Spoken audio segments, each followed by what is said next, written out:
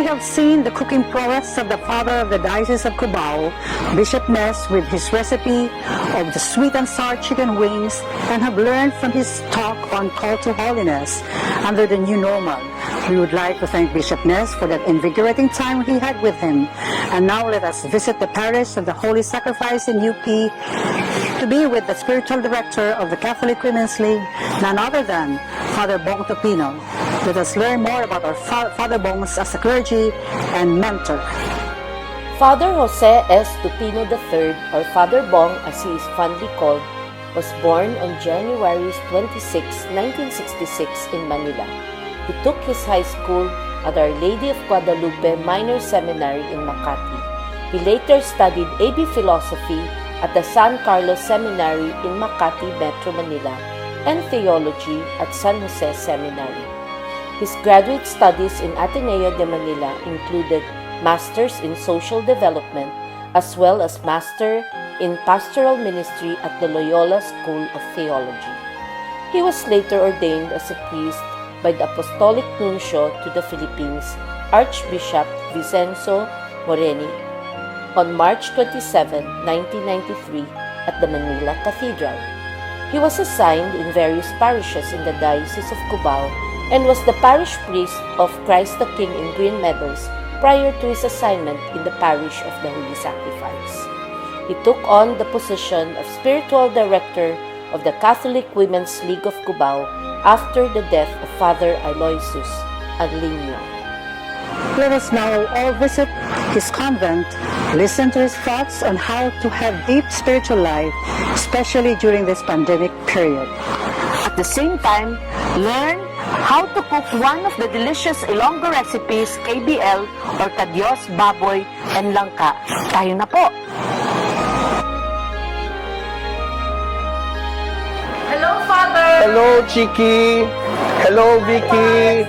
Welcome to our parish convent, the parish of the Holy Sacrifice here in UP Diliman. No? Thank you for inviting me to this CWL project, this Cooking with Love. It is our pleasure, Father, to be here with you today. And we truly appreciate the time you have given us to have this kind of demonstration.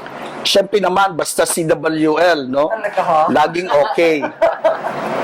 Welcome to all our viewers, especially to our ladies of the Catholic Women's League of Cubao. It is indeed a pleasure that I be with you today, and it is really a delight that you have visited me in my parish convent. No, thank you, Chiki and Vicky, and please feel at home. Thank you. Sa Pads, paano binaluluto ang KBL? Madali lang, no? My mother used to teach us this Ilonggo dish, and KBL stands for Kadyos, Babboy, and Langka. So these main ingredients we have today, we have the Kadyos, which we call in English pigeon peas, and we have the Babboy, the pata, and of course the jackfruit, the Langka. We also have for our ingredients salt, pepper. We also need the garlic and the onions, and of course the patis to taste. We have also the sinigang, siling pangsigang, and the sinigang mix for souring. But in Iloilo, we use the batuan, the green fruit like a potato, and it was a very effective souring agent. And of course, we have the pork cube. Paano ba po yan lutuin, Father? First, we have to put water in the pot.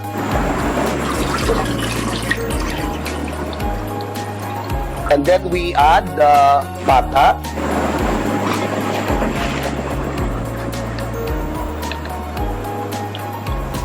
And then let it boil for 3 minutes or 5 minutes.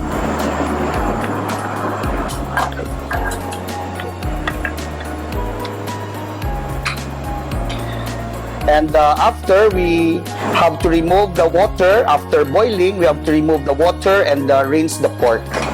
So, Father, ito na po yung pork natin na pinakuluan. and rinsed. So I'm putting it back in our pot.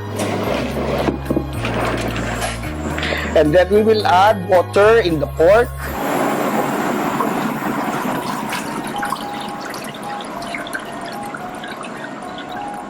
Okay. And let it simmer. Okay.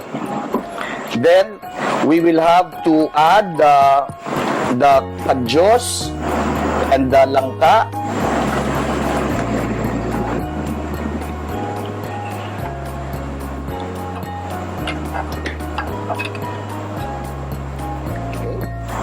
And then the other ingredients, the onion, the garlic, and then to taste, we will have to put the salt, of course, and the pepper, and then we can put the sili for the sinigang sili, yan. And then the pork cube and the sinigang mix.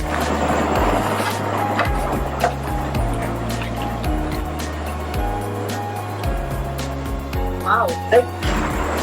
So, Father, lalagay na po natin yung kamote tops. Okay. They say that in anything you do, one has to do it with passion and with joy. So from an ordinary task, it becomes a passion. Father Bong, in your younger years, how did you know that your calling will be to become a priest? You know, when I was very young, around 12 years old, 10 years old, I was very active in the parish. My grandmother, who was somehow active in the parish, died. And before dying, my parish priest came to the house, visited us, and anointed my grandmother. Sabi niya sa akin, pagkakita sa akin, ikaw, magpapari ka. And then, with that, after that, I got involved in the parish. I was an altar server. I belonged to the choir also, the Legion of Mary. And I saw myself in that kind of life, serving the parish. So that I developed this desire to enter the seminary to become a diocesan priest. So, Father, how's life as a clergy? Ako, siguro if I may summarize in a phrase, I think to be a priest is pagbibigay ng sarili, Recently, I was praying before the altar here in UP, and that phrase crossed my mind, pagbibigay ng sarili. I think we really have to live a life of sacrifice, for everything, especially during this pandemic. I realize that it's very important that we have that sense of pagbibigay ng sarili, at hindi lang pagbibigay ng sarili, kundi pagbibigay ng sarili ng buong buo, And this parish has been named Parish of the Holy Sacrifice. And naman here in UP, di ba, circular yung ating church, and in the middle is the altar of the sacrifice. So, yan, sa akin, pagbibigay ng sarili. So that means becoming a priest or a bishop entails a lot of sacrifice, patience, hard work, and most especially being connected with God through prayer. Can you give us, Father, insights on your regular prayer routine that you have become accustomed to, and what do you normally pray for? Nako, tama ka, cheeky. Kasi talagang kinakailangan mahaba ang pasensya, at sa pagbibigay ng sarili, kinakailangan palilimutan mo yung mga personal na interest mo. So, very early in the morning, even before the pandemic, I have to wake up at 5 o'clock to prepare for the Mass. When the bell rings at 6 a.m., we pray the Angelus, we pray the morning offering, and then the morning prayer, and then the Holy Mass. In the evening, we have the Holy Hour. I organized during this pandemic every day a Holy Hour at 5 o'clock.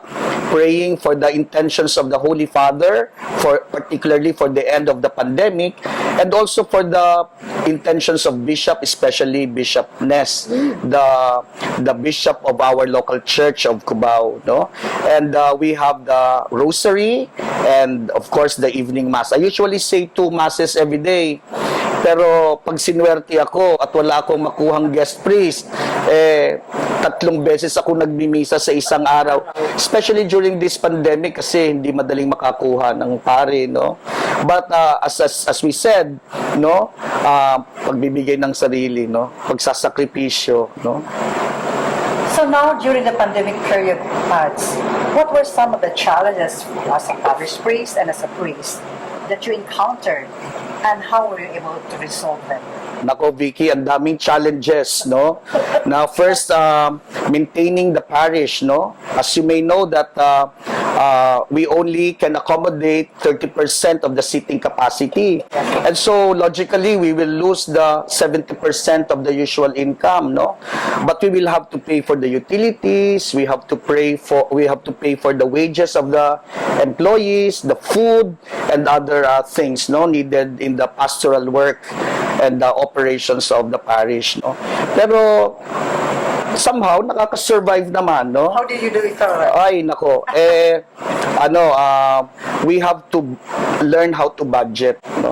Sabi nga ng nanay ko, pag maikli ang kumot, kailangan mamaluktot, di ba? And other challenges pa in the areas, you know, that surrounding UP campus we have many urban poor communities, no. And our challenge is how to help, no, in the food, the need of food. And so we have the community pantry, the Hapag ni San Jose. We have organized this every Monday, and we are catering to 500 families, no. We give out rice and eggs and other food complements from the donations, no. So we hope to end this in December, no. Hanggang December ang initial plan natin, Hapag ni San Jose, as we end also the year of Saint Joseph. Then of course we have the feeding program for children. We help 200 children every day from Monday to Friday, supplying them enhanced Nutriban. The enhanced Nutriban was created by the DOST. And fortunately, we found naman one in Tagaytay, a bake shop, si Amira, no? She's the one preparing the Nutriban. It's squash based, no? Kaya yung isang tinapay can fulfill the 30% nutritional requirement of children pag nakain nila yun. So hopefully we will be evaluating na this August the feeding program, no, and hopefully it has really helped the children. Pero alam niyo, I think the greatest challenge, no, during this pandemic is pagtitiwala sa Diyos, no. Yan ang palagi kong pinakamalaking challenge ngayon sa atin kasi ang dami talagang pangangailangan pero hindi natin lahat masasagot, no. Pero with God, no, everything is possible. So I think we have to learn how to really trust in the divine providence, no. Kaya I think the greater challenge is to really have that trust in the divine providence, pagtitiwala sa Diyos. Okay, so that was a very, very beautiful explanation of Father on what call to holiness is. Mukhang tapos na po ang ating niluluto, so let us present the dish. Father? So we will put the pata, Sarap! and the langka, and our special kadyos. Okay. There you have it. Father Bong's Ilonggo dish, KBL, Kadyos, Babboy, and Langka. Father Bong, we know that our viewers have learned from your cooking skills and insights on the topic we have today, called to holiness under the new normal. Before we taste the food, please give your parting message. First of all, I would like to thank you, Chiki and Vicky, for coming over, and for the rest of our ladies in the Catholic Women's League of Cubao. Thank you for giving me this opportunity to be with you today and to present to you one of my favorite dishes, no? Minana ko pa sa aking nanay, no? And I think it's a good reminder also that during this pandemic that we need to recover our sense of the family, no? Our love for the family and our concern in the family. And of course, one of the things where the family activities revolve is the food, di ba? Okay? Hindi lang basta mabusog. Talagang it's a fellowship, no? Pagsasama-sama ng mga family members, no? Sana yung mga kasama natin, no, mga viewers natin, will also be inspired to help in recovering this sense of the family, this love and unity in the family that is important, especially during this time of pandemic. No? And as a reflection, di ba? Come to think of it, sa dinami-dami ng pwedeng gamitin ng Panginoon bilang pagpapaalala sa Kanya, di ba? Yung pagkain, no? Bread of life, no? During the Last Supper, Jesus broke the bread and said, take this in memory of me. Kaya pag kumakain tayo, we remember the divine presence of the Lord and His divine providence, no? And the food, of course, no? And the food that will always remind us of God's presence in our midst.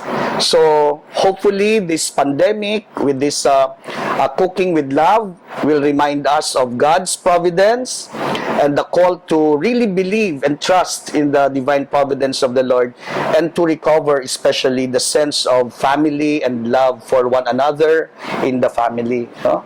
So sana po nakatulong po sa inyo, nagkaroon ng inspirasyon para sa inyong lahat. Maraming salamat, Father Bong. This moment with you is truly precious as you have opened our minds and hearts to living one's life through a more prayerful life.